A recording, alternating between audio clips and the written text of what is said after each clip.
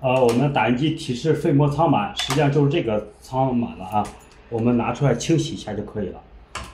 我们家境贫寒，找不起维修工啊，只有靠自己动手了。昨天电脑城给报价100多，清洗飞膜仓100多，然后呢，总的呢没舍得花这100块钱，只能靠自己去搞一下了。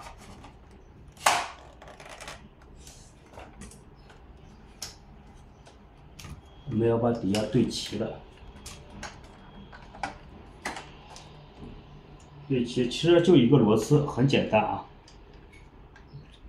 拆了一大堆，但是实际上呢，找了半天，因为我们毕竟不是专业的啊。如果专业的话，可能说就拆一个螺丝，就把这个事情处理了。我们结果绕了一大弯，还弄了一手。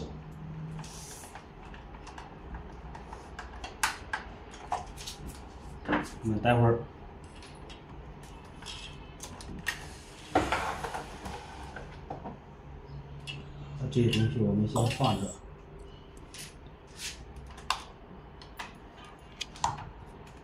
我们先不着急装盖啊，我们拿个电脑来测试，看它能不能打印。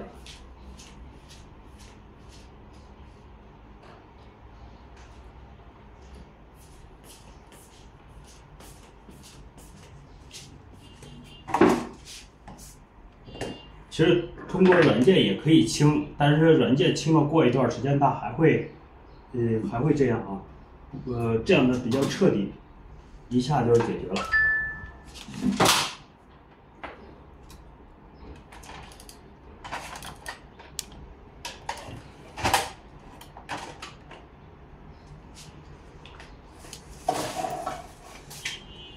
我们自己干活呢，就是辛苦点，累一点。但是清洗干净一点啊！电脑城呢，他们都直接用软件给清一下零，然后可以用，但是用不了多长时间，它还会报错，提示飞膜仓满。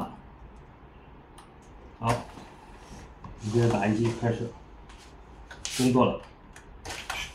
我们刚才动过墨头，可能还要清洗、冲墨啊，你耐心等一会儿，找一张废纸。看看清洗的效果怎么样？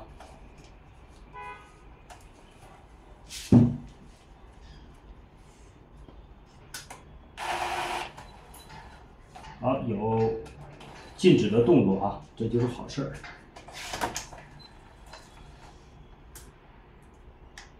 现在在冲墨打印机啊，你们耐心等一下。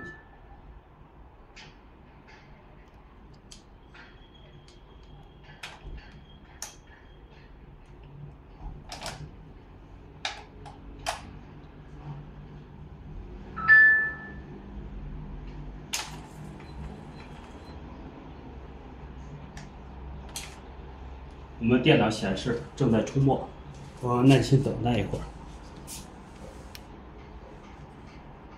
好了，我们看一下那个灯不闪烁了，证明就结束了啊。我们打个测试页试一下，看看修的成果如何啊。现在打印机给它发出指令，哎，好，有动作，比刚才强多了啊。好像缺色啊。那这种缺色得慢慢去调了。我们用这一面再打印一份试一下。偏色，偏色，我们打个测试页。墨头检测。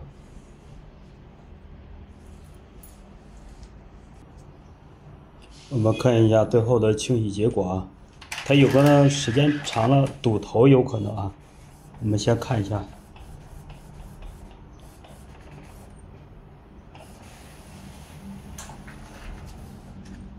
好的，我们效果就只能这样了，因为有一个粉色的出不来，黑色的跟那黄色的，蓝色的出来，就个红色没出来，那只能慢慢去清洗了。好了，本视频到这儿，再见，拜拜。